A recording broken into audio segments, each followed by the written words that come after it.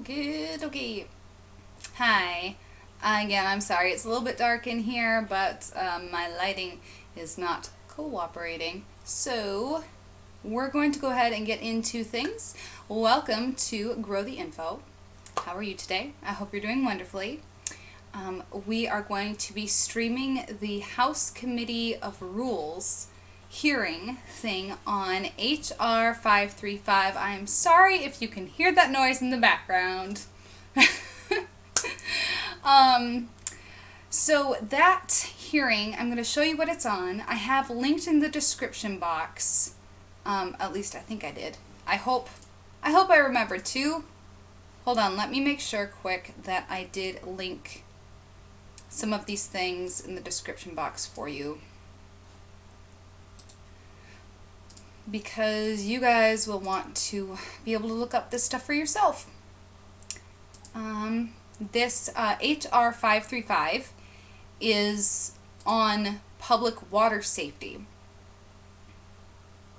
and about specific chemicals. And this is just a rules committee hearing, so they are trying to figure out how to proceed with this thingy that they're doing. Okay, how do I get to... Oh my gosh. I'm sorry, I really want to make sure that I have those links for you, because they're, of course, a little bit hard to find. Okay, yes. Alright, so in the description box below, you will see two PDF files that are linked. Those are directly from the government, so no worries about like spyware or anything like that other than, you know, from the government.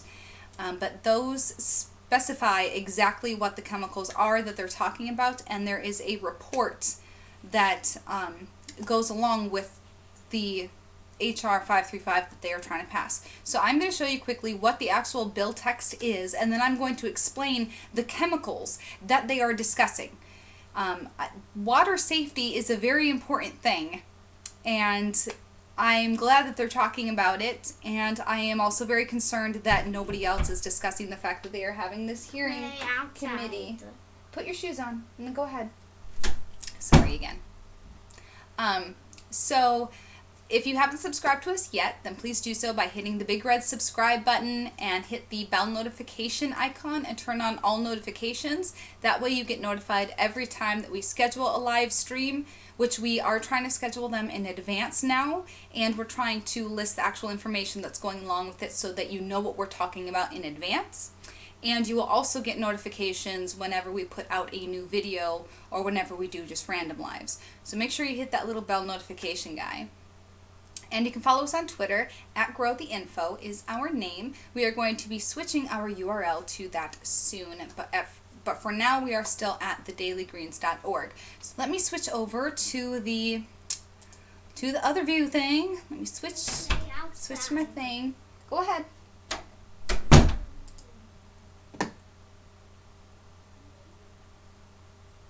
And now I have to get the window to show up. Not that window. This thing. I know it doesn't look like it's on the right thing, but it is. Alright, so if you go to house.gov, this is how you can get the information that is linked down below. Over on the right, you will see where it says session. Now, this probably will not be up here after this stream is done. After they're done with all of this, they will probably take it down, and you will have to find it somewhere else. But for right now, you can just click on that, and then it will take you to where it has the meeting information and whatnot. And if you scroll down, you will see it says bill text, and you can click on the PDFs for the reports and the text.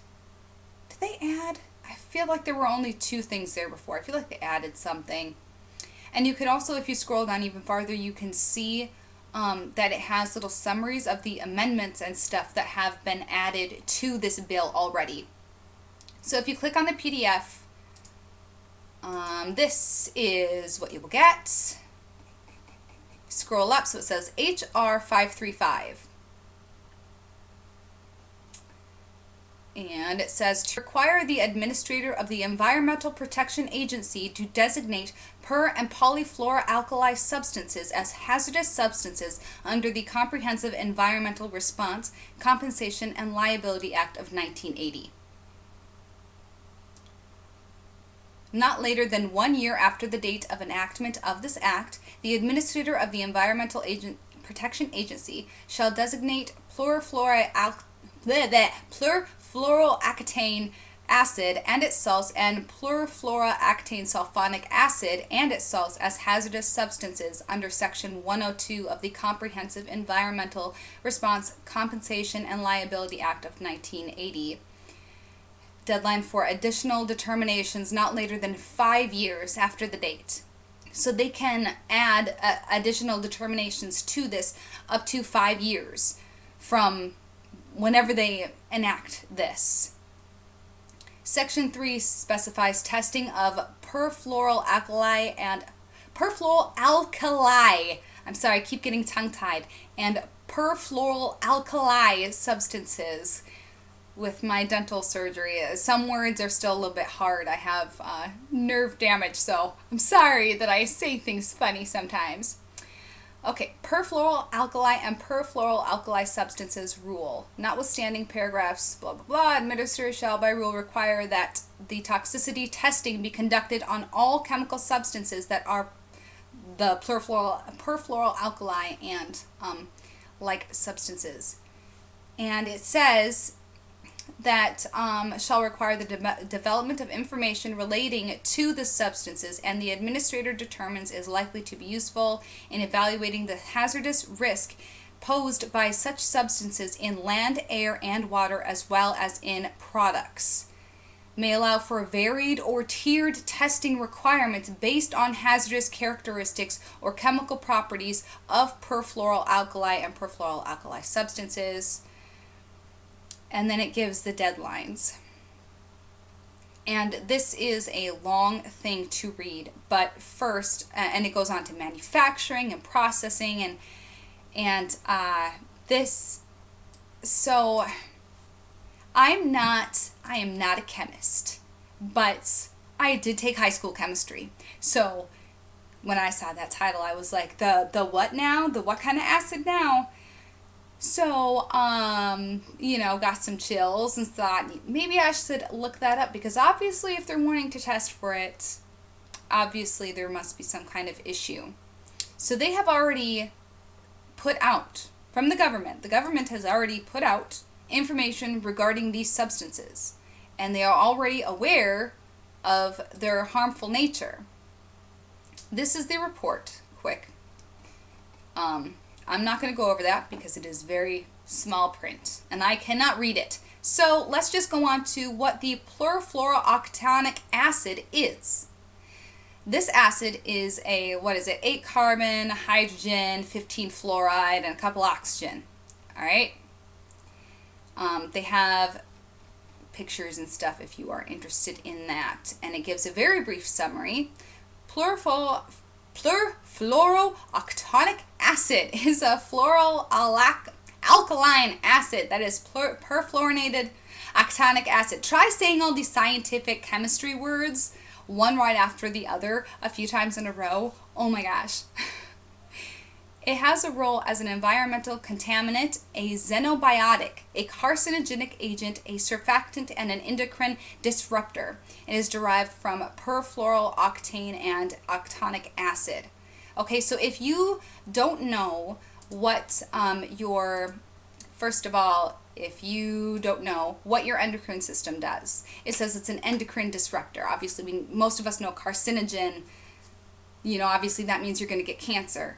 So your endocrine system is what regulates hormones, and it helps stimulate tissue development and reproductive organ development and all these kinds of things. When you have your endocrine system disrupted, it can lead to a whole host of issues. It's not just like, you might just have a not very good reproductive system. There can be many things that go on with it. I mean, if you think about when you go through puberty and your endocrine system is going crazy, it is triggering all of your organs to grow faster. It is doing a lot of stuff to your body. It's not just, triggering the usual puberty symptoms. It's doing a lot of other stuff under the hood too, right? So that's a big problem if it's known to be a carcinogen and an endocrine disruptor. And a surfactant. Okay, so let me just tell you what a surfactant is. If you don't know, a surfactant is something that gets in between water molecules and pushes them apart. So it disrupts the surface tension of water. It's soap is what it is. There are natural surfactants such as soap berries, and there are very chemically laden surfactants such as is an SLS. Isn't that the surfactant that they use in a lot of soaps? Or it might be the other stuff that they use, but there's so many chemicals on the soap bottle. If you read them, a few of them are surfactants, and so their job is to disrupt water tension, which is what creates that bubble, the sudsy bubbles that we like. All right, so when you are using cleaning products and soap and all this stuff, it has surfactants in it. They are chemical surfactants, unless you use something that is 100% naturally based. So if stuff like that, we know that it gets into our environment. They're saying that it's an environmental contaminant. So that means that out in nature, there is an issue happening with our water.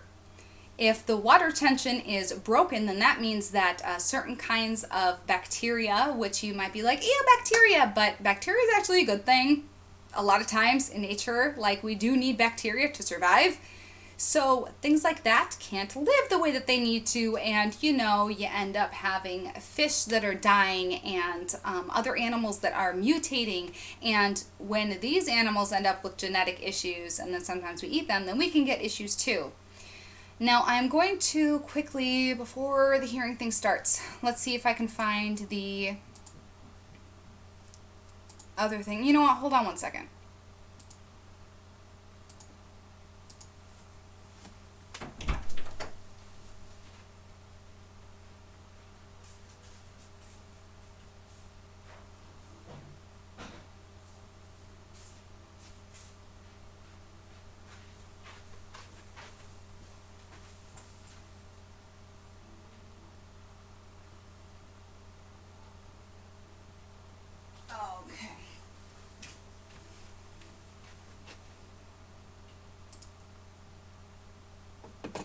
Okay, sorry. Oh, I left my microphone on and everything. Whatever. So I was just looking at my other computer quick to see if I could find the link. I'm just going to Google it, though. We're just going to look for EPA, what was it, perfluoronic.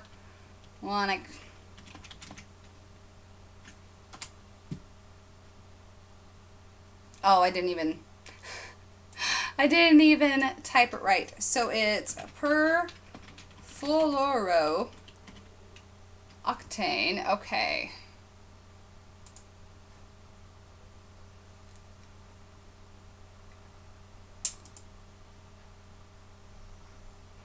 All right. So this is on PFOS. There was one that I found on PFAS. Gosh darn it.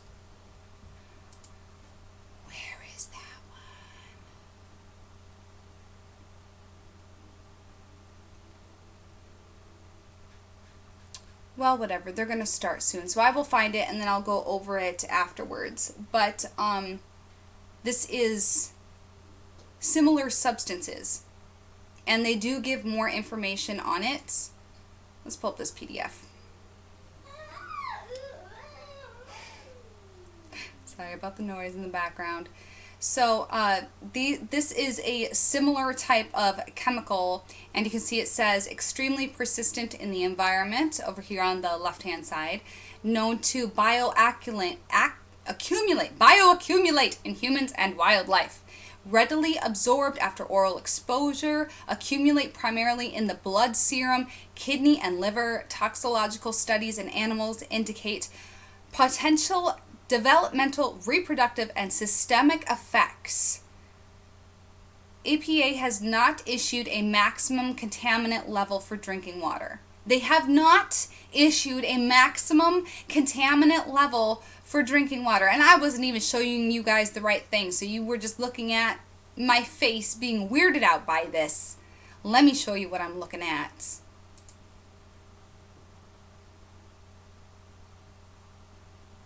Is it gonna work? Nah, now it's on the wrong thing.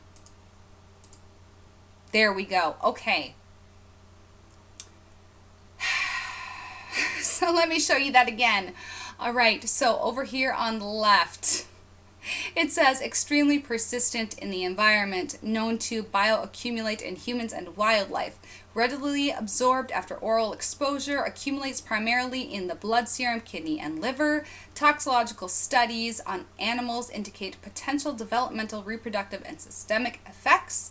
Health-based adversaries and screening levels have been developed by EPA and state agencies, but the EPA has not issued a maximum contaminant level for drinking water. So they are like, yeah, this stuff is crazy, crazy harmful, man. It's crazy bad, but we're not going to establish a limit that is too much to have in your drinking water.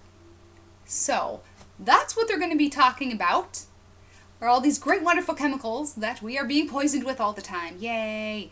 And I really need to find the other link because it was on these chemicals specifically, and they have infographics. The EPA has infographics on how harmful this stuff can be, says that it can be found like in water and all this kind of stuff, and they're like just now coming around to, deciding to do things about it. Yay. All right, so let's see.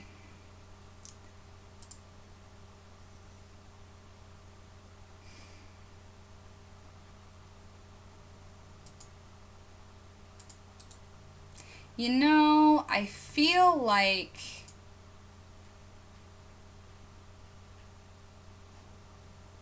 no, you know what? Okay, yeah, I guess this is the right one. I'm sorry. I know you're on my face again. Okay. So, they will begin shortly, as they're saying. I don't know. We'll see. Pompeo's always on the ball. Oh, there we go. Now we get some picture at least. So many people may, let's get right in. So many people may not realize it, but harmful so-called forever chemicals are found in many of the products we use every day, from food packaging to cookware to clothing, even firefighting foam. They pollute our drinking water, they harm our environment, and they threaten public health. But right now, they are not designated as harmful chemicals, which they are. That's why we're considering H.R. 535 today. This bill directs the EPA to designate forever chemicals as hazardous substances to better protect our drinking water and to lessen the risks to our first responders. So having said that, I'm happy to turn now to our ranking member, Mr. Cole, for any remarks he wishes to make. Thank you very much, Mr. Chairman. Our single item today is H.R. 535, the PFAS Action Act of 2019. H.R. 535 is a bill that could and should have been bipartisan. It attempts to address a problem, contamination and environmental damage caused by two groups of manufactured chemicals that everyone in both parties agrees is a problem. But instead of proceeding on a bipartisan basis, the majorities decided to move forward with a partisan bill that stands no chance of becoming law. During the markup at the Energy and Commerce Committee, Republicans proposed bipartisan compromise language to address this problem that's already passed the Senate and could head to the president's desk today. But unfortunately, the majorities rejected that compromise. It's a shame and unfortunately indicative of how the majority's chosen to operate since taking control of the House. At the beginning of the 116th Congress, we in the minority were promised more openness, more inclusiveness, and more bipartisanship. But instead, we've seen bipartisan bills turned into partisan ones, simply to make political points.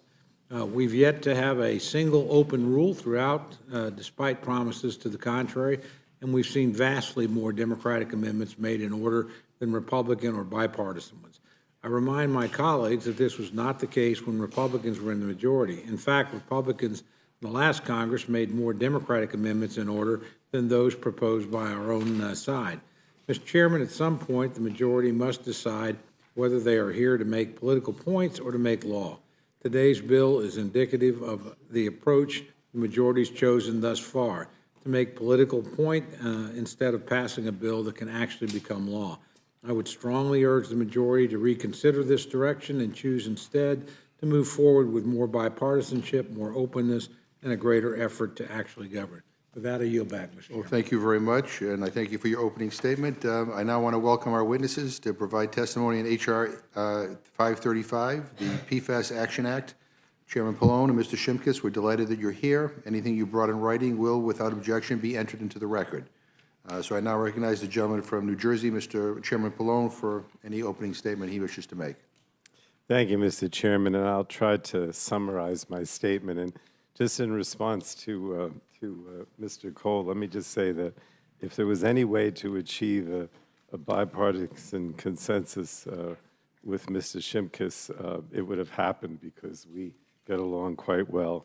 And he's making me laugh. I got to become serious here now because this is such a serious issue. But in any case, I'm proud to be here today to support the PFAS Action Act of 2019. It's a comprehensive package of strategies to regulate PFAS chemicals, clean up contamination, and protect public health. I'm not going to get into the details of what PFAS is, but it's a very persistent chemical in the environment and an urgent threat to public health. Unfortunately, this administration is failing impacted communities, and so Congress must act. If I thought that the EPA could do this or would do this, I wouldn't be here today. The inaction by the EPA has basically meant that PFAS contamination has spread across the country. You might say, is this something new? Well, it really isn't. We know about the harms of PFAS since as early as the 1950s, particularly at defense sites, because it was used quite often as defense.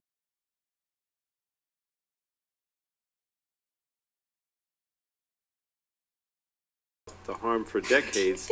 So we still have no protections from PFAS in drinking water, no limits on air emissions, no cleanup requirements, no limits on dumping into our waterways, and no restrictions on PFAS disposal or use ingredients to allow consumers to protect themselves from it.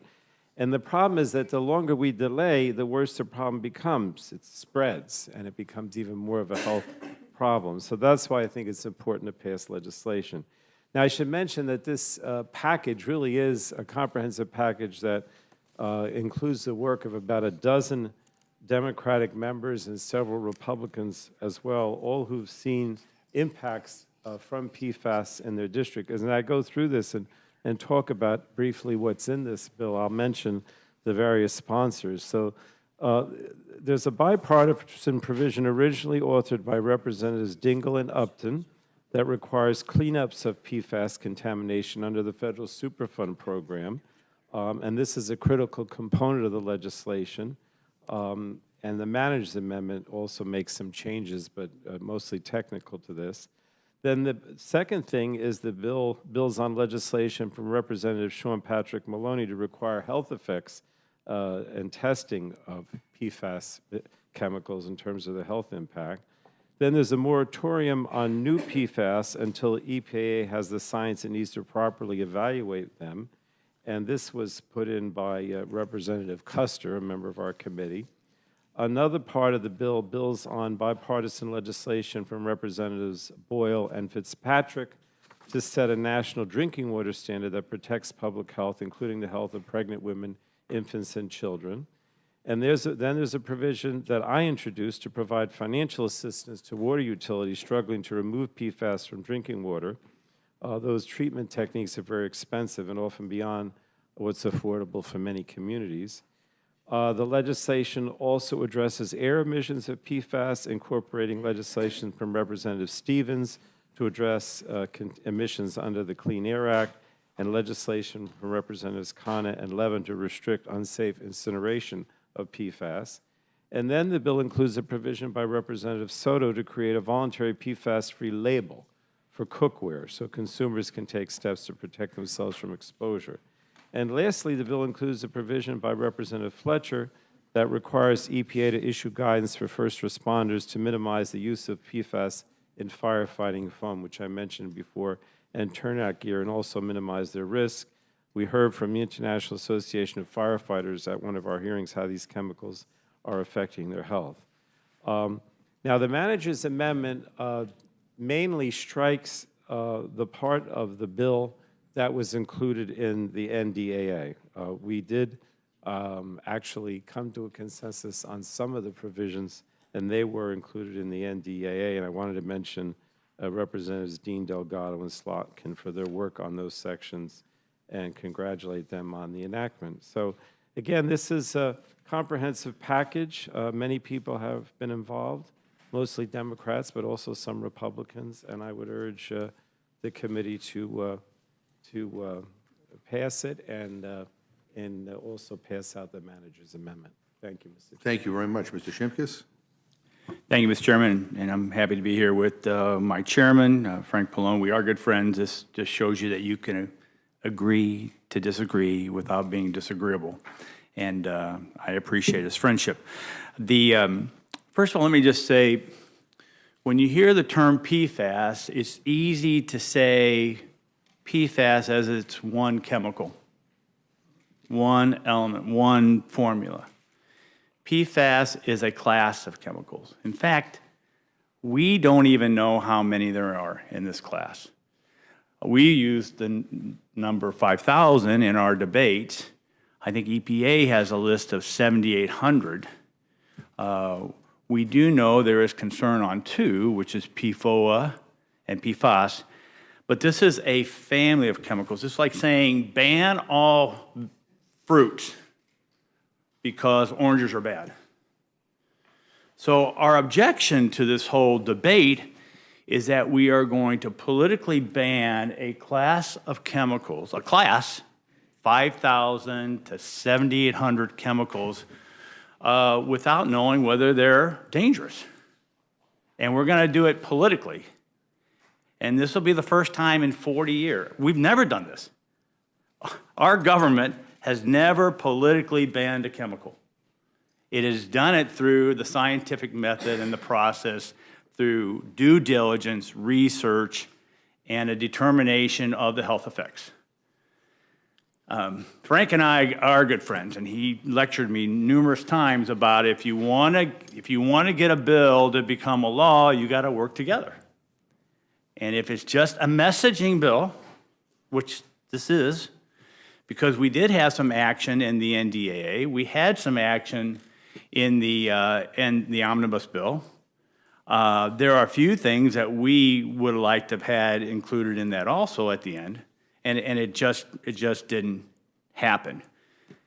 Per and polyfluorinated compounds, again, 5,000 of them, 7,800 of them, are in almost every aspect of our lives today. And I have this one. A lot of us flew here today. So when they close the door on the airplane, this is a seal that keeps the door and your compartment pressurized. And whether it's our military who uses Gore-Tex to keep them dry, or as I'll talk about on the floor, the wiring harnesses for F-16 planes, per and polyfluorinated compounds are throughout the existence in our society today.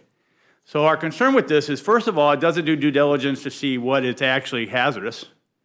And two, it may pull out two, PFOA and PFAS, but if there's 5,000 compounds, what about the other 4,998? Are they all hazardous? It's taken EPA over 20 years just to start determining whether PFOA and PFAS are bad. This bill also takes 5 years and says, in 5 years, EPA, you have to get a determination of all the rest of these 5,000 compounds. EPA hasn't been able to do 2 in 20 years. How in the world are they going to do 5,000 in 5 years? This bill has a lot of problems and a lot of challenges. We wish that we could have worked together. We obviously couldn't. I will just end with this, and there's talking points, but obviously I'm not using them. Is that we want to move on identifying the hazardous chemicals and doing remediation and cleaning them up. But without knowing exactly if it's a chemical is hazardous, and then adding over 5,000 more that you haven't even started to study, is more messaging than policy. And that's why we will work hard to either amend the bill where it's more acceptable on the floor, which is in your court, at least allowing that to happen, or we'll have to vote against it on the floor. And with that, Mr. Chairman, thank you, and I yield back. Well, thank you very much, and I appreciate both of you being here. And let me just say, this is a big issue back in my district. My firefighters talk to me about this all the time. Widows of firefighters who have died of cancer talk to me about this issue all the time. And I don't have the same confidence, Mr. Shimkus, that you do in EPA at this particular, especially this EPA. I mean, we read about how science panels are being gutted, how science is being put aside on behalf of special interests. So to be honest with you, I just don't have a lot of confidence that left to their own devices that this EPA is going to do anything that is in the, quite frankly, the interest of the health and well-being of citizens over special interests and profits. I mean, I'm sad to say that, but I think it's something that I've come to conclude. And by the way, we read about this every day, almost every day in the news media. So, you know, I mean, I think we'll have a vigorous debate on this. Hopefully, there'll be some amendments made in order. We'll battle this, Mr. Pallone. You want to respond? Well, I just wanted to mention that, you know, when I talked about a moratorium on PFAS, it's on new PFAS. So it would be on those chemicals that have not been used or identified, not the ones that already are. And that's because of the concern over the science until that science is developed. It's not a ban on the PFAS that's being used now. I appreciate And that. if I can just respond to that issue, it's a ban on new PFAS that might be safer and might be more helpful in addressing these concerns. So that's our concern, is you're taking the next generation. And we know greener technology is greener technology. Science and industry are moving to safer chemicals. So when you ban it, you're banning the opportunity for safer chemicals to come on the market. Yeah, I mean, and we're dealing with an administration that doesn't even believe in the science that there's such a thing as climate change. It's just hard for me to believe that, you know, that they're going to do the right thing on this particular issue. But anyway, we'll have this debate, and I have no questions. Mr. Hastings? Thank you very much, Mr. Chairman. I echo your sentiments, and I ask unanimous consent that a letter in support of this legislation from the American Association for Justice be entered into the record. Without objection. Thank you very much. I don't have any questions, but I have great concerns, and both parties, Mr. Pallone and Mr. Shimkus, I know to be true to course when it comes to trying to work together. I don't agree that this is just a messaging bill. And one of the disturbing features of our legislative process in the last year has been the 400 measures plus that have been sent to the United States Senate. Many of them have not even been debated. Now, to say that this legislation is dead on arrival at the United States Senate would be just to add to all of those that have already gone before it or that die in the Senate. I would like to see, for example, once we pass, if we do, this legislation, the Senate take it up and debate it, and then do what we would normally do on the regular order, go to conference, and all of the issues that you all are talking about likely could be resolved. We all know it to be a very dangerous problem that needs addressing, and toward that end, it would be my hope that the Senate will do its job after we've done ours, regardless of whether or not this is favorable legislation to either Democrats or Republicans. Thank you very much, Mr. Chairman. And I just want to, thank you, and I just want to, just for the record, you know, I mentioned that there are people in my district. There's a woman in particular, Diane Cotter, from my district, whose husband was a firefighter, who believes that, who died of cancer, and, you know, and it is believed that it is related to the chemicals in his gear that he wore. She has been relentless in kind of taking up his cause and warning of this for years. And again, as a lot of you know, in the defense authorization bill, there were lots of amendments on PFAS that were passed in a bipartisan way. Unfortunately, many of them got stripped in the conference committee because the Senate wouldn't agree to it. But this is an issue that I know there's bipartisan concern on. And in any event, I thank you, Mr. Cole. Thank you, Mr. Chairman. Before I ask my questions, I'd ask unanimous consent to submit for the record the statement of administration policy, which says if H.R. 535 would arrive at the President's desk as currently written, his advisors would recommend a veto. Without objection. Thank you very much, Mr. Chairman. Mr. Shimkus, in your dissenting views in the committee report, you said that H.R. 535 mandates multiple aggressive actions, such as a mandate of certain PFAS as hazardous substance under CERCLA. Has Congress ever statutorily mandated a substance designation before? No, never. You think we should begin doing that today? For my friends who believe in science, and we've talked about the science of climate change, if you believe in science in that debate, you got to believe in science in this debate, and you should let science and toxicology drive this issue of what's safe and what. And the only problem, I mean, the issue is it's not just two chemicals. It's just not the chemicals that are in firefighting foam. This does 5,000 chemicals or permutations, 7,800 of them. So definitely not. Mr. Shimkus, in addition to the rulemaking process already in place under CERCLA, EPA, and this administration, they have a plan to protect our nation's drinking water, help affected communities better monitor, detect, and address PFAS. Shouldn't we let the regulators do their jobs rather than have Congress take the unusual step of statutorily mandating a substance designation? Absolutely. And you said in your testimony, so I want to be clear and confirm my understanding, that over a dozen PFAS provisions were enacted into law through the NDAA and the FY 2020 appropriations. Is that correct? That's correct. Okay, and given that, in addition to what steps the EPA is already taking, do you see any need for this legislation at all right now? I mean, the legislation proposed in this bill is broad. It takes in a wide swath. Chairman Polona and I have worked on the drinking water standards and trying to aid local water companies or municipal water systems to be able to address that issue and clean.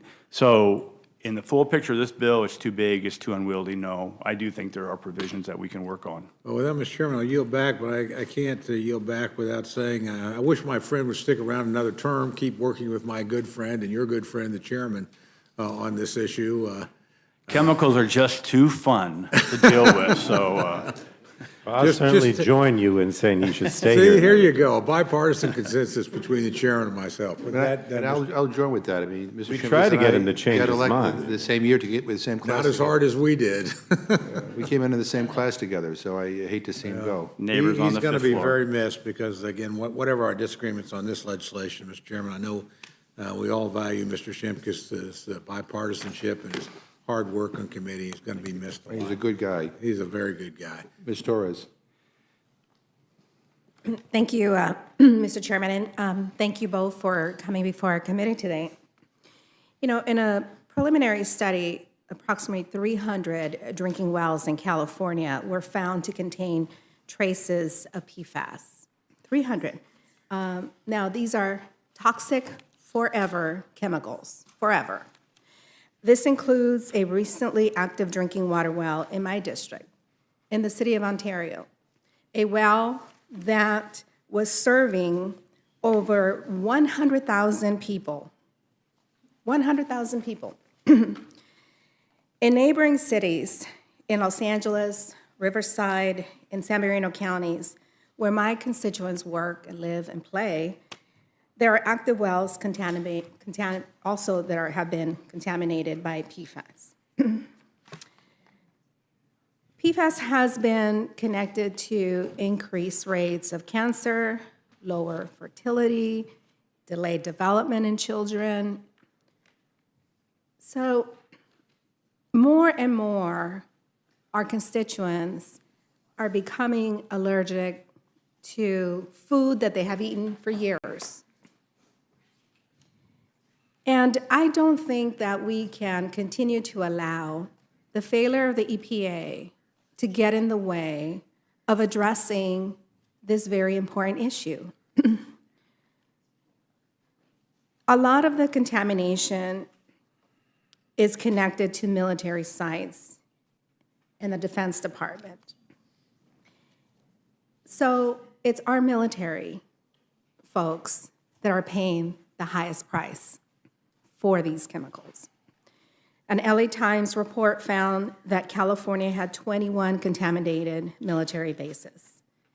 That's more than any other state. 6 of these bases, chemicals leached into external drinking water systems. So we can't even contain it. It's been leaching into the water wells. Now, in California, we have this fight over water. And it doesn't matter if you're a Republican or a Democrat. We don't fight those battles because we're Republicans or we're Democrats. Those are territorial battles over water. We have a lot of water in my district.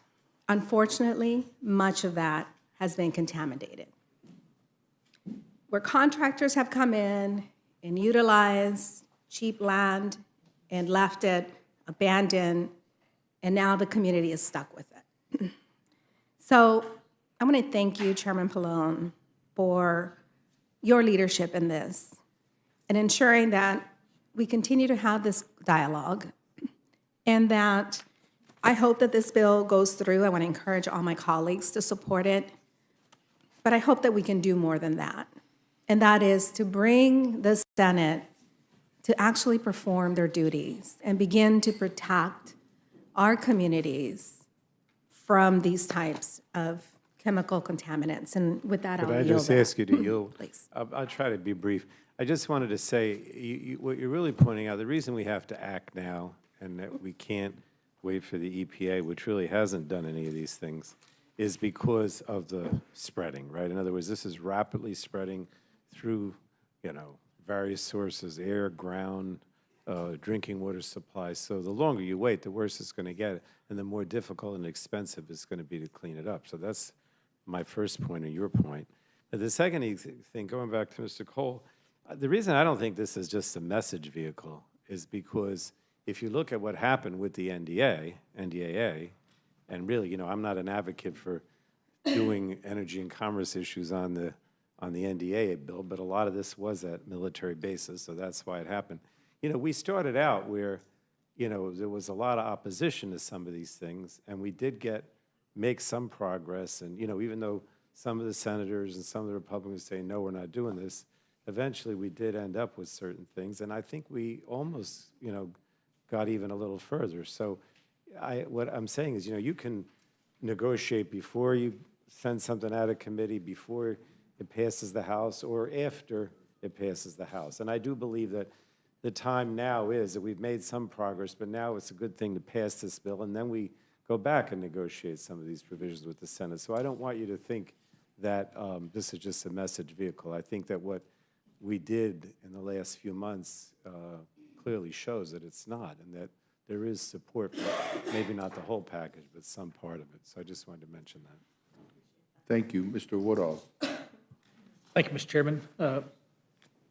Chairman Pallone, you started by saying, hey, if there'd been a bipartisan compromise to be found, the two of you all would have found it. I take you at your word. When we were talking about prescription drugs, you said something very similar, and at the end of the day, it was we believe in negotiation. We call that price fixing in that context, but But we have our way that we want to do it. Republicans don't want to do it that way, and so there was no common ground to be found. I'm looking at a Shimkus amendment that was submitted that said, I recognize the urgency of what's going on, and we need to have immediate work on PFOA and PFOS, that we need to have drinking water standards set in an expedited way, that Congress cannot wait for EPA, that we must move forward together. I imagine you support that language. What is the wisdom on something that we're using fairly dire health terms here, folks dying of cancer, children's development being affected? What is the wisdom of not accepting partnership language like that Mr. Shimkus has offered and that you support, and moving that to the Senate and hopefully to the President's desk, and then coming back and doing this broader work that Democrats on the committee would also like to do? Are you talking about the drinking water standard? I am. I'm not sure that I'm answering your question, but let me just say what happened with the NDAA. We had, with the NDAA, we wanted to have a standard that was made into law that was at least as strong as what the health advisory that the EPA uses right now, because the health advisory is a standard that a lot of states use.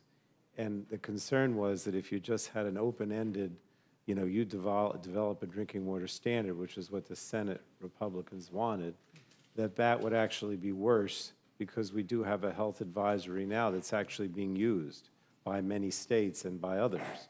And so the fear was, if you just have, say, set up a standard, but it doesn't at least meet the health advisory that's already out there, then you actually may end up with a weaker standard.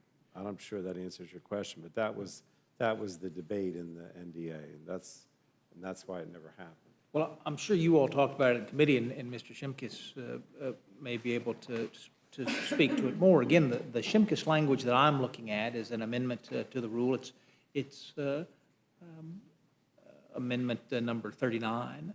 This is about vulnerable populations. Okay. This is the one that says, Yes. let's begin cleanup on PFOA today. Let's not delay. Let's begin cleanup on PFOS today. Let's not delay. Let's do focus on those DOD facilities. Let's do mandate EPA primary drinking water regs, and let's expedite those regs. We could have done something together. When you say that their bipartisan solution couldn't be found, I just want to understand if that's because somebody wants to clean up toxic chemicals and somebody doesn't, or because there are toxic chemicals we all want to clean up, but the committee in its wisdom just didn't want to move that language. It wanted to move something broader.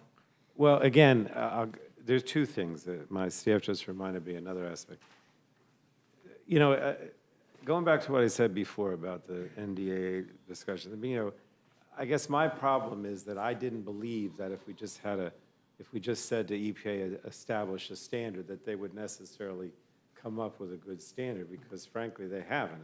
I'm trying to be good here today, but if anything, the Trump administration has been characterized by weakening standards rather than providing strong standards. So there was what I said before, not meeting the health advisory. But then there was also mixed in with that, and this is where I think you're talking about, Mr. Shimkus, is that we wanted a standard that said that, vulnerable populations, which would be pregnant women, infants, and children, would be adequately protected, because a lot of the problem has been that those vulnerable populations are particularly negatively impacted by PFAS. But again, there were times when it seemed like we were close, but we just didn't get there, and I still think we can get there. But I think, we've done as much as we can. At this point, we should pass this bill, which covers a lot of these areas, and then we see what we can do with the Senate. I don't know what else to say. I'm repeating myself. Mr. Shimkus, is there any merit to there was a great deal that we could have done that would have meant a lot to a lot of communities right away, that we could have collaborated on in a bipartisan way and not received a veto message from the president?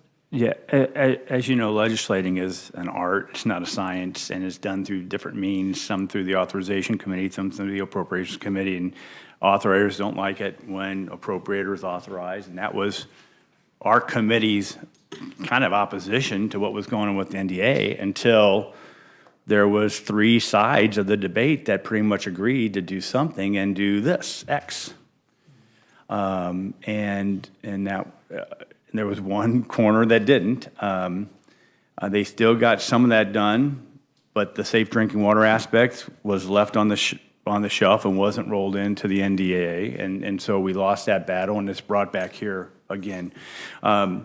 Safe Drinking Water Act is under our jurisdiction. It's under my subcommittee's jurisdiction, and there's a key provision of that, which is, can the local, rural, small-town municipal water systems afford to do this?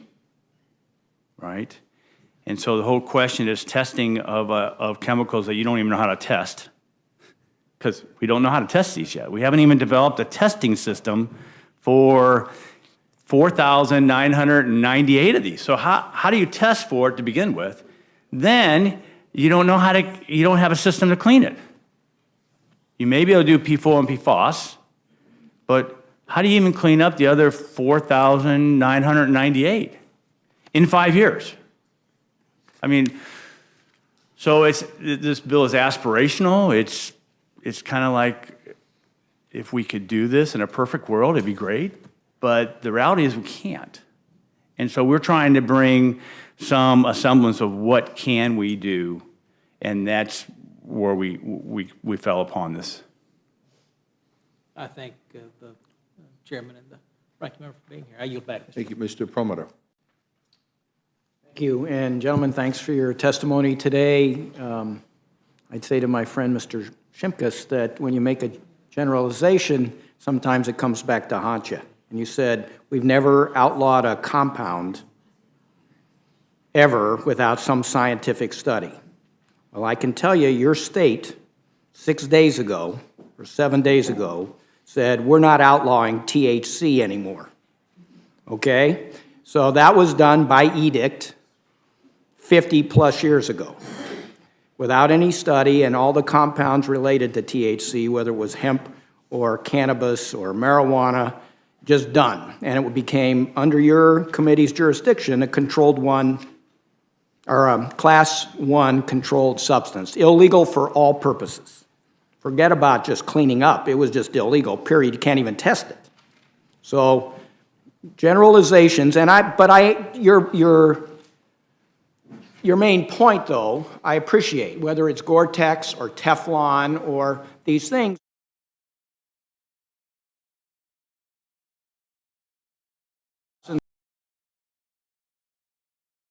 Of our lives, but ultimately they're, and I don't know, whether Teflon or Gore-Tex or any of these have created problems, but they are chemicals, they are things that really are beneficial, but ultimately in some instances become problematic. And I can tell you in Colorado, we have certainly Air Force and Army bases that have some terrible problems and are costing the communities fortunes, regardless of setting standards under the Clean Drinking Water Act, or Safe Drinking Water Act. So I guess I just have a really sort of general question for both of you, and then I want to get back to the real nub of the problem here. So we've got 10 or 11 bills that were combined to come up with this particular legislation. Are all 10 or 11 in controversial, or were 9 out of 10 okay, and there's one section that just really is problematic? That's my question to the two of you. If I can jump in first, in the 10 to 12 provisions of bills, I think we were comfortable with probably 4, and we were going to move a little bit further than I would have ever wanted to move. But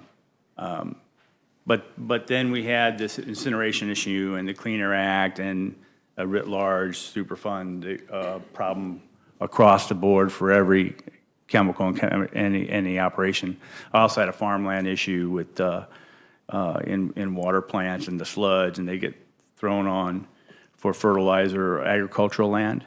And I was concerned about that being automatically deemed a Superfund site in the agricultural community. So there was a lot of reasons why we couldn't get there. We did make a great effort. I will agree with the chairman, and we just couldn't get there.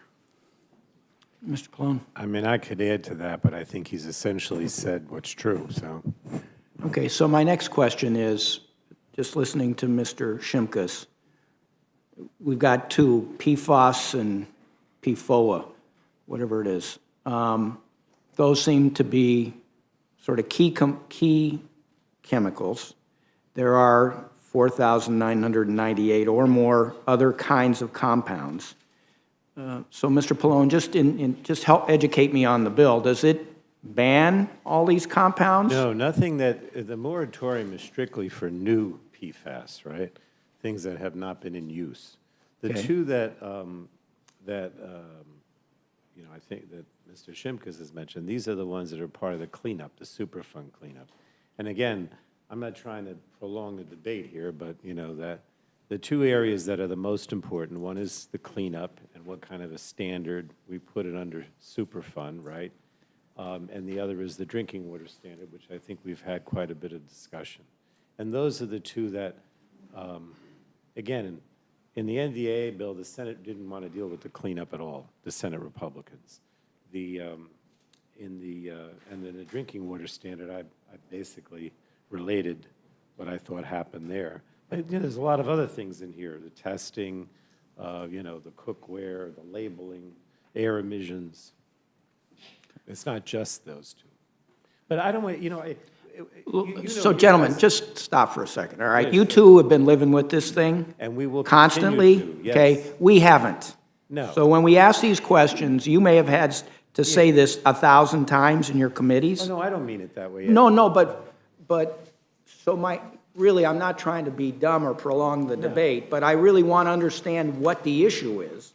If they're not being banned, it's on a going forward basis, we're saying, hey, chemicals with these compounds, we want to know what their effect may be before we allow more Well, the problem to is be that- out in the atmosphere or in the water? Well, the problem is that the PFAS that's already out there on the market, right? Like, you know, he's showing you that. He had me touch it before. I told him I would.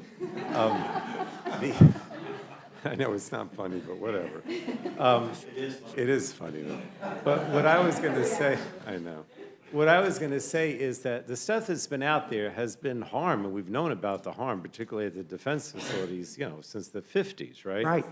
And so the problem is we have no, you know, standard for drinking water protections. We have no limits on air emissions. We have no cleanup requirements, no limits on dumping, no restrictions on disposal.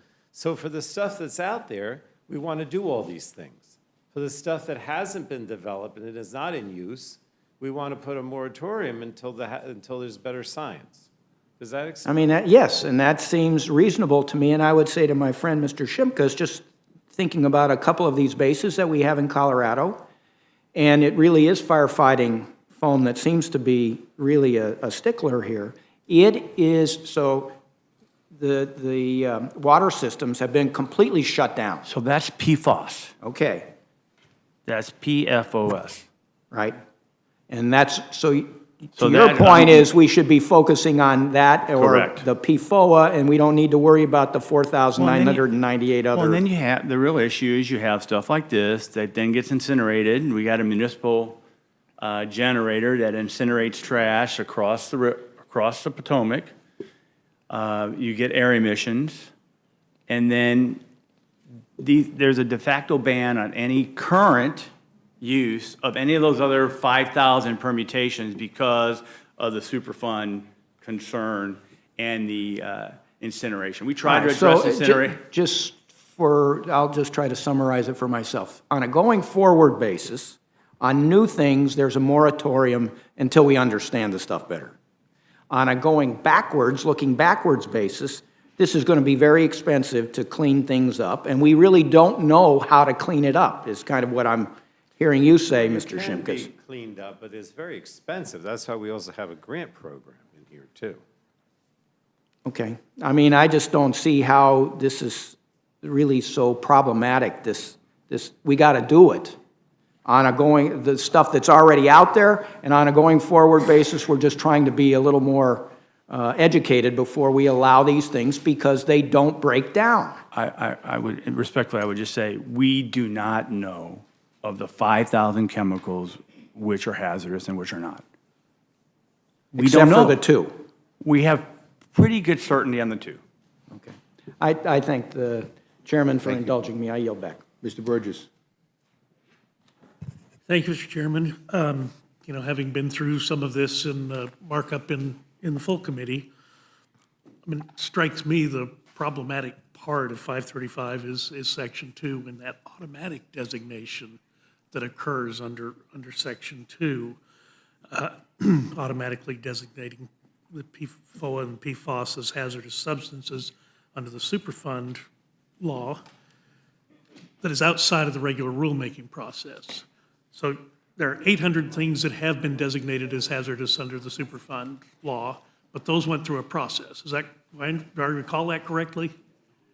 Well, when the Superfund was first established, there were certain things that were listed. But since then, the process has been what you described. So is the worry that the EPA is not already actively evaluating and investigating these products, that they have to be designated upon the signing of this bill, and that we can't allow what has been the process for the other 800 substances that have been identified, we can't allow that process to continue? Yes, because there's no reason to believe, and again, this now is going to sound political, that this administration is going to do it based on what they've been doing. Well, I think you may have identified what your problem is, but Mr. Shimkus, do you have a thought on that? Well, I'll just be brutally honest. We were close to joining with our Democrats on these two chemicals. There was just a lot of other problems that we couldn't agree to. That was a stretch for us because we would rather use science and do the scientific process and do due diligence. You're safer that way. You get stakeholder input. You can bring other science to the matter. And EPA, listen, the problem with this whole bill, not the bill, but this whole issue is that communities are concerned, they want action, and they want action faster than the scientific process will allow us to evaluate these chemicals. And I get it. You think I like being up here trying to defend forever chemicals? No. But I'd rather want to make sure that they're bad than just ban a whole class of chemicals. Well, you're the one who brought the piece of it Yeah, and exposed the rest of us. You can hold the mic too if you want. If I could just say, look, obviously listing it guarantees it. I don't have a lot of faith, obviously, in the EPA under this administration and going through this scientific process properly because the president, continually denies science. But there's also obviously, you could come to some sort of compromise, but we weren't able to do that. Well, if I may, am I correct to say there are 8 compounds that would fall into this PFAS category? That's the other issue. We really don't know. That's the sad thing. We were using 5,000 in the committee debate. We think EPA has a listing of 7,800 of them that we were going to use in our debate today, but I didn't want people to say, well, you said 5,000 last week. Now you're saying 7,800. How do you ban a class of chemicals you don't even know how many are in there? And the current number of substances banned under the CERCLA law is 800. So this is 10 times the amount that is currently? With the requirement to evaluate the whole class in 5 years. And correct. I just, how was that going to work? It's not going to happen. Mr. Chairman, I do think it's important that we acknowledge that by my count, there are 15 provisions dealing with the PFAS issue that were included in the NDAA, 2 that were included in the fiscal year appropriations that passed last month. And these are varied and significant. One is requiring the EPA to mandate that drinking water systems monitor for unregulated PFAS. This means that 29 PFAS chemicals will be monitored during the fifth unregulated contaminant monitoring rule. Provides grants to communities to address emerging contaminants. Requires new reporting of PFAS under the TSCA program. Requires manufacturers and processors of PFAS to submit the health and safety information that they do have to the EPA.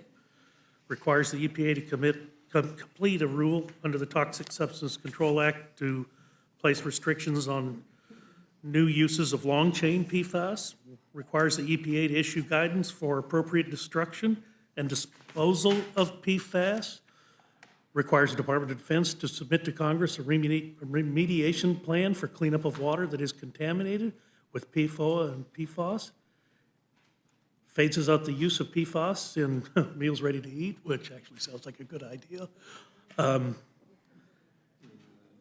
So, I mean, these are significant agreements that occurred in the conference committee at the NDAA.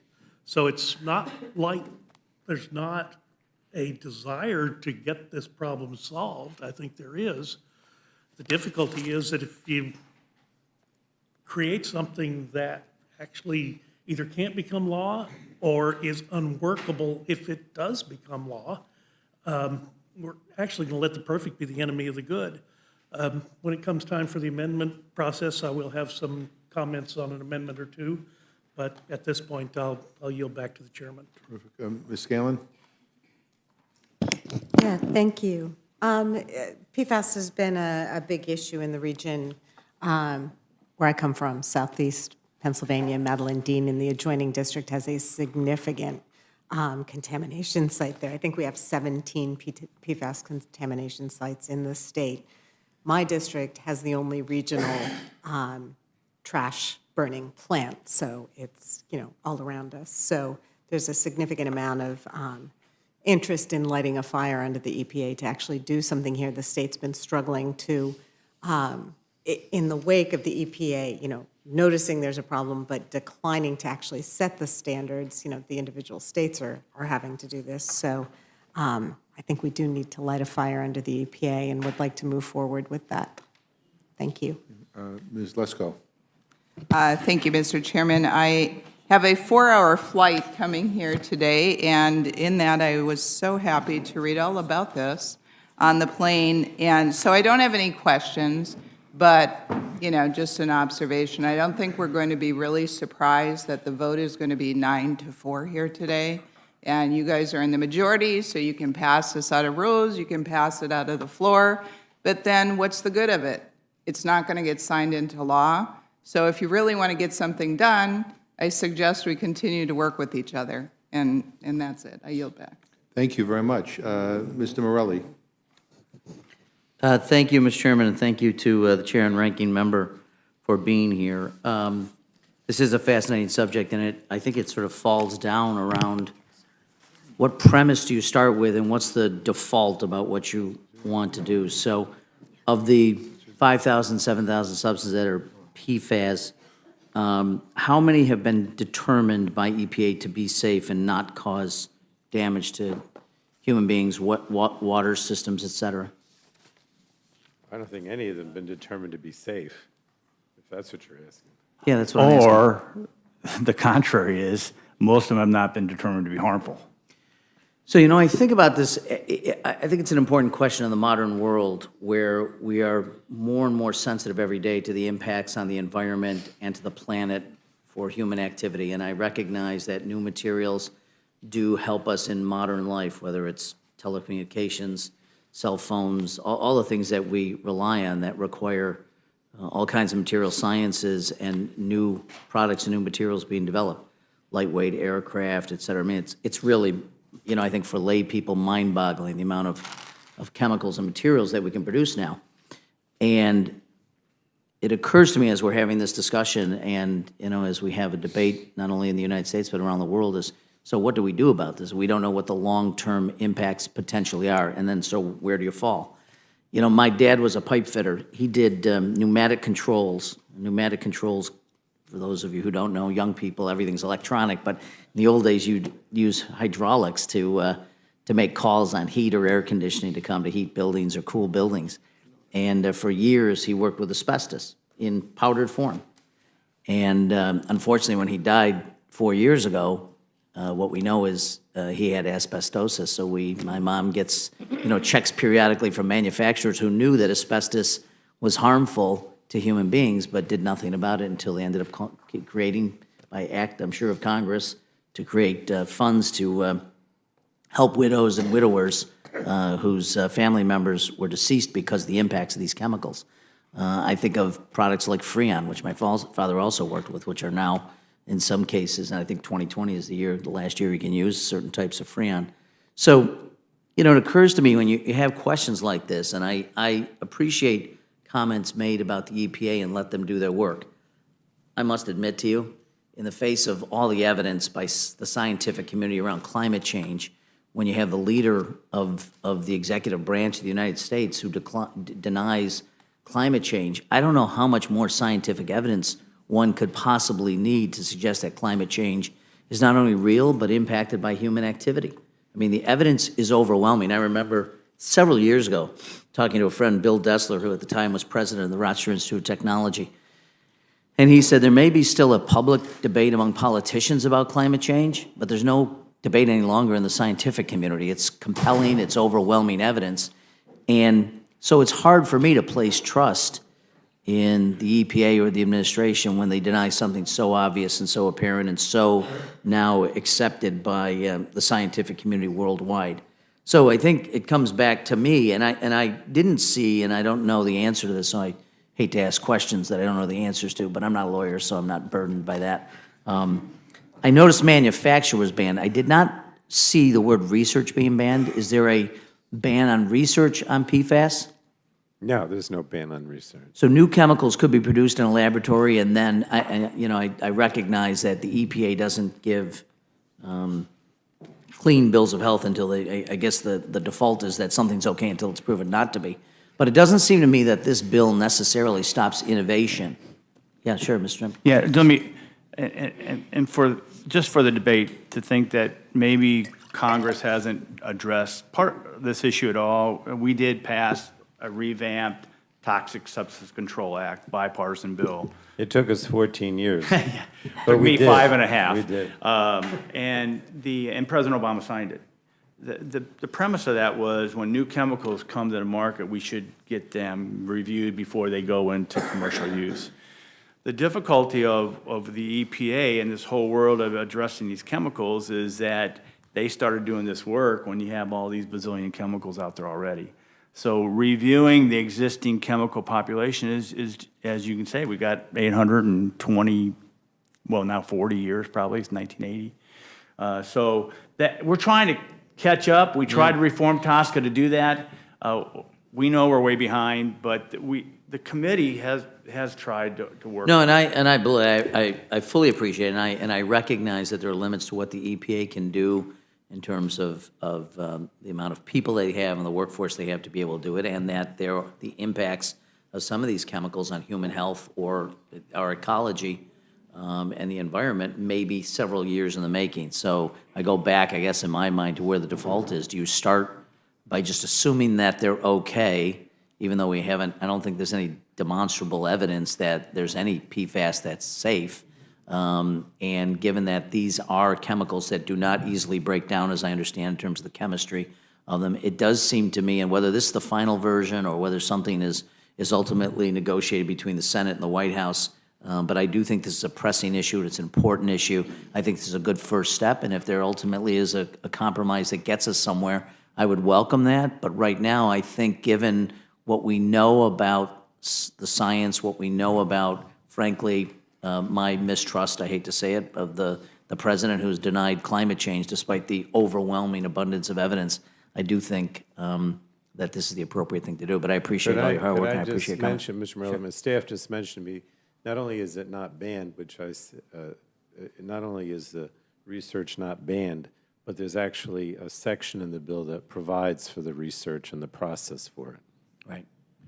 And I appreciate that. But new safer chemicals are they're banned from coming into the market for 5 years under the bill as written. But there's a research component for those. Yeah. Thank you, sir. Thank you, Ms. Shlela. Mr. Shimkus, normally I'd be very protective of an agency, and I don't like the idea of Congress, dictating to an agency. But in this case, the regulators have repeatedly demonstrated that they're anti-science, that they've curbed scientists, they've recklessly been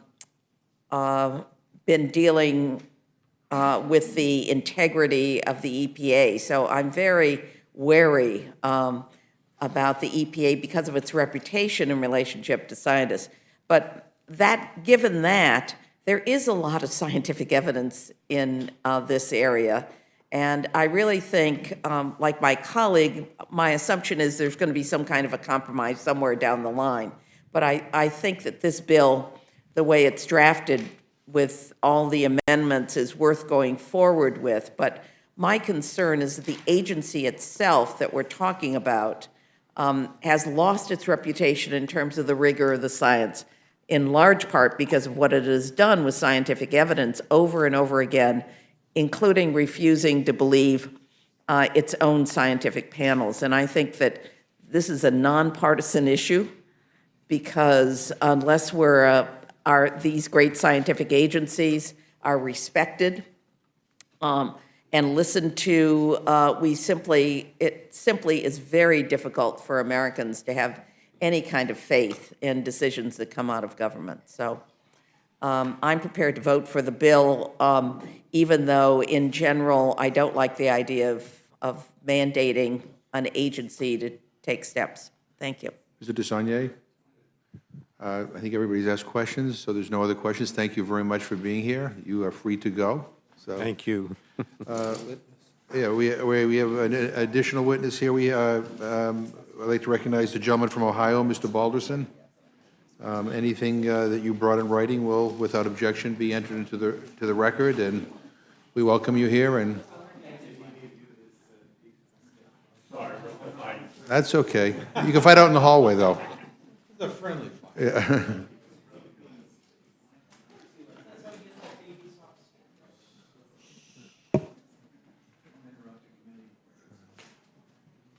Welcome. Is your mic on, just to make sure?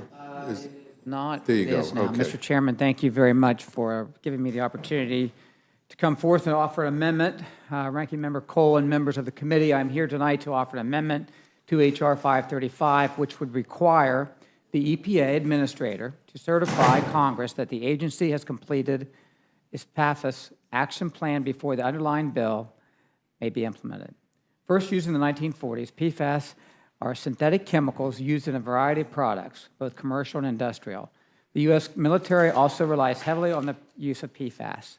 They can be found in countless everyday objects, such as pizza boxes, food wrappers, nonstick cookware, stain-resistant furniture, water-resistant clothes, and firefighters' protective suits, among others. PFAS can be found in this very room, like the plastic cover on the staplers, the rubber soles of the shoes, the carpet underneath our feet, or the umbrellas being used for tonight's weather. In my Central Ohio district, where manufacturing is the pillar of our economy, many industries use PFAS in their products. Our region is also home to the Columbus Airport, which has special firefighting foam containing PFAS on hand to put out any fuel blazes. Right now, I want to focus on one critical use of these substances: medical devices. We are here tonight to discuss how to make America safer and promote public health by better regulating PFAS. Yet, we are ignoring the important role these substances play in healthcare and the well-being of patients. PFAS materials are often central components of medical devices because of their biocompatibility and durability. They are used in life-saving applications such as heart patches and grafts, stents, and surgical mesh. They are found in catheters and other medical tubing, guide wires, and sterile coatings like those on hospital gowns and masks. These substances are necessary to fight infections in hospital settings. I agree with the authors of this bill that we must be cautious with the use of chemicals and reduce the levels in our water supplies. But I believe there is a better way to accomplish this goal than to automatically list PFAS as hazardous, thereby risking public safety in another way through jeopardy to medical devices. That's why I was thrilled to learn that in response to greater awareness of this issue and rising public health concerns, the EPA announced the PFAS Action Plan. As part of this plan, the EPA works with federal, state, and local partners to understand and act on known PFAS dangers. The EPA's PFAS Action Plan is a comprehensive, cross-agency approach. This plan includes concrete steps to monitor, detect, and address PFAS contamination. One of the major steps worth noting is the EPA's December 3rd proposal for the maximum contaminant level. This important step toward public safety is currently under interagency review. For the well-being of Americans, we should support this plan's success. The administration has demonstrated that one of its top priorities is the research and necessary regulation of PFAS. Our federal government should maintain its key role in researching PFAS, which is why I've supported EPA, CDC, and other agencies' research in this matter. Further, the EPA is an appropriate agency to regulate PFAS. In order to be mindful of taxpayer dollars, Congress should allow the EPA to complete its work before casting such a wide net when labeling 5,000 plus PFAS as hazardous. This is an opportunity for Congress to be proactive rather than reactive by supporting thoughtful action that ensures the safety of the American public and our environment. I invite you to join me in supporting my amendment, and I'm happy to answer any questions at this time. And Mr. Chairman, thank you very much. Thank you very much for coming and testifying. I think your amendment is pretty straightforward. I don't have any questions. Mr. Hastings? I don't have any questions, Mr. Chairman. I thank Mr. Boston for being here. Any questions on our side of the, Mr. Perlmutter? Yeah, I just want to thank you. That's very good testimony. Now, I think Mr. Morelli put it just right. So do we decide that these things are positive and safe? That's our default, or is our default that they're not safe? And I think the problem that, I'm layman, I'm hearing this for the first time, I don't have chemical plants in my district, is that they last forever. I mean, even uranium doesn't last forever. So that's kind of the dilemma that I face, just being an observer on this subject. So, but I appreciate your testimony. I thought it was very good. Thank you. Thank you very much. Questions on this side? Well, thank you very much. Appreciate you being here. Thank you, Mr. Chairman. Any other, wish to tell, Dr. Burgess, you want to testify? Okay. So I also have an amendment to 535. Go ahead. Striking Section 2 of the proposed bill. And that's the section that requires the EPA to designate PFOA and PFOS as a hazardous substance under the Superfund law. It requires that within 1 year and requires a review of the over 7,800 chemicals in the PFAS chemical group within 5 years.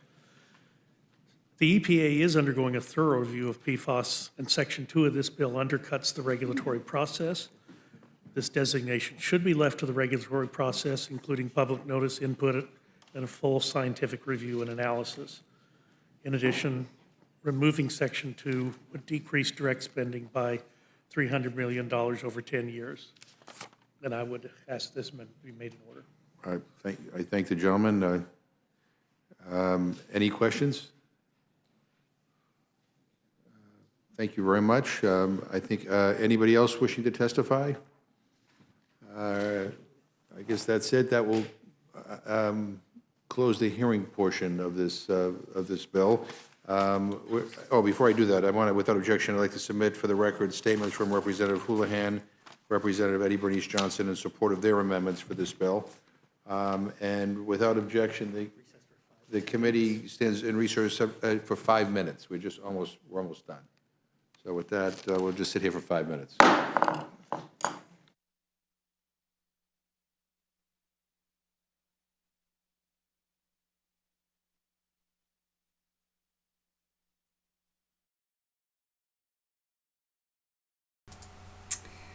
Okay. Okay, is my microphone on? Yes. Okay. So, oh my gosh, it is so dark. Hold on one second. I am gonna hate how the light hits my face. I'm gonna look weird, but like it's too dark. Now it's really weird.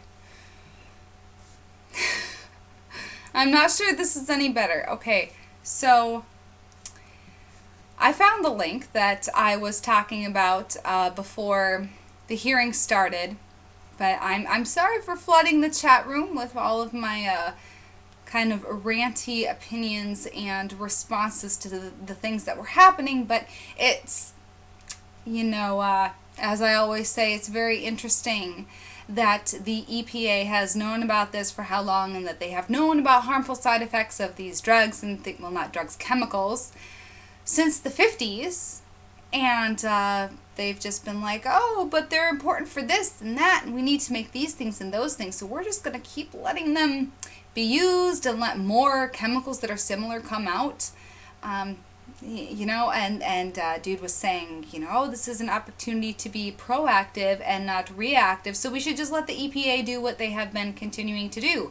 But they were not proactive before. The EPA was not proactive, so why should we continue to let them just be very, very laggily reactive? It doesn't, to me, it would be proactive to say, okay, let's take a step back from this. All right, we have a lot more, as they said, scientific method now to be able to tell, what cancers are being caused by what things, if we were able to, actually track this stuff. How about y'all just slow down for a second and stop worrying about, making all these chemicals to put everywhere, and how about you actually try to figure out if they're harming the people that are making them and buying them? I don't want to rant too much. I'm sorry. Whoever was at the end there said that that things should be left as they are, and that we should continue to hear the scientific data as it comes out on it, and more people die from these things, and we should just wait and let it all keep building up and let it keep happening, and let consumers and stuff and the public have a say. So what usually happens when they let the public have a say in these kinds of regulations regarding chemicals and things that are being manufactured in our country that are harmful is that the public gets told by their corporation, because of course the public doesn't usually pay attention to all this stuff going on. I've had a few wonderful people in the stream. You guys are great. Thank you, watchers, and thank you, replayers. Obviously, I'm not talking about you guys here, because you guys are actually watching this. But most people don't pay attention to this stuff, and they don't even pay attention to recalls. They don't pay attention to any of it. They just kind of let the government do its thing, and they just trust the government to be handling all of this and to be keeping them safe. So the only time that the public is going to hear about these chemicals and how harmful they may or might not be is usually when their employer is like, well, we might have to shut down the factory, or we might have to cut this many jobs because we're having to pay more for certain kinds of cleanup regarding these chemicals because of more EPA regulations, or we can't process this stuff anymore because it's the EPA is saying that it's harmful for the environment. So, oh, there's your job gone, and there's your job gone, and oh, here goes any chance of you having a raise, and we're going to have to shut down this facility and that facility. So what does the American public do? All of the people that work under the people that are informing them, because of course it's the employer, it's the corporation that wants to continue putting out this stuff, because it's money in their pockets. So they're like, hey, you guys, you don't want them to regulate this. Trust us. It's fine. It's not harmful. You're alive right now, aren't you? So it can't be that harmful, right? So we should just keep at it and keep going with it. And then that person goes home and they tell their friends and their family and everything that, hey, I might lose my job, or I might have this financial hardship, or that thing that I'm going to have to deal with if the EPA regulates this, and if the government tries to step in and keep us, tries to help keep us safe from this stuff, then, it could end up hurting us. And then the public responds with, outrage and, oh, don't do these regulations and don't do this and that. And some of the regulations that they come out with are, kind of silly or ridiculous, but a lot of times people are not even really aware of what's going on or what this stuff does. So I'm glad that they are streaming this hearing, but I'm very upset. I haven't seen mainstream media talking about this. I haven't seen anybody else discussing that this hearing was happening. So I guess if you guys could try to share this, then I would much appreciate it. And I hope that the rest of America would appreciate it too, because this is important stuff, you guys. If you are just joining us, or, if maybe you skipped the beginning of the stream when you're replaying it, I did go over a little bit of these chemicals and how they can be harmful and some of the things that they can do to your body. I did pull up the other link, as I mentioned, so we are going to go over that quickly because the other one that I brought up was for PFOS, and so I found the link regarding PFAS. And I'm sorry that I'm so... Well, I'm not sorry that I'm so angry. I'm sorry I'm being so ranty at you guys. Isn't it? You guys aren't the EPA. I'm sorry I'm ranting at you. I love you guys, but I'm just angry about this. All right, so... Okay, so let's go over to this thing. Oh, wait, I have to... Hold on.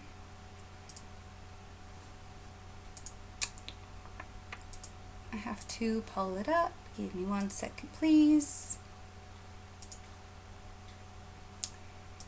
I have to find the link that I sent to myself. Alrighty.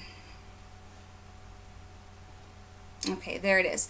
This is from the EPA themselves. So the other thing I pulled up was, I don't know, from like NHIS or something, maybe? I don't know. So I'm going to show you something from the actual EPA regarding this. Oh, hold on 1 second, you guys. I'm sorry. I gotta pause it.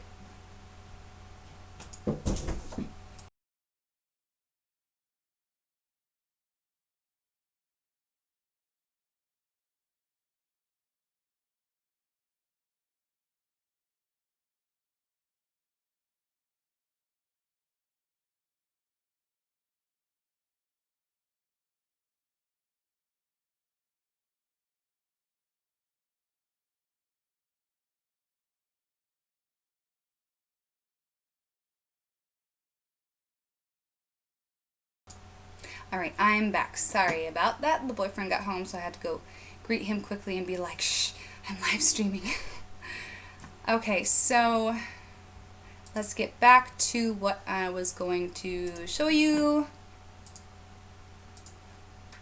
All right, PFAS. So what was the scientific name again? Let's open up the PDF. Polyfluoroalkyl substances are a group of man-made chemicals that includes PFOA, PFOS, and Gen X chemicals. Since the 1940s, PFAS has been manufactured and used in a variety of industries around the globe, including the United States. PFOA and PFOS have been the most extenuously produced and studied of these chemicals. Both are very persistent in the environment and in the human body. Exposure to certain PFAS can lead to adverse human health effects.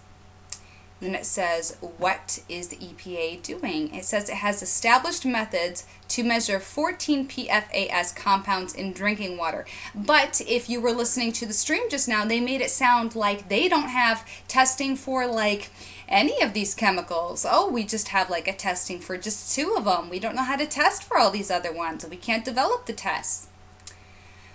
They have identified 5 treatment processes for PFOA and PFOS, identified all PFAS chemicals that are legally available for production and use. So they have identified all of the chemicals that are legally available for production and use, and yet there are more coming out, and they were trying to regulate ones that might come out in the future. So why not just like, put a halt on that until you figure out if all of the ones that are out there already are harmful?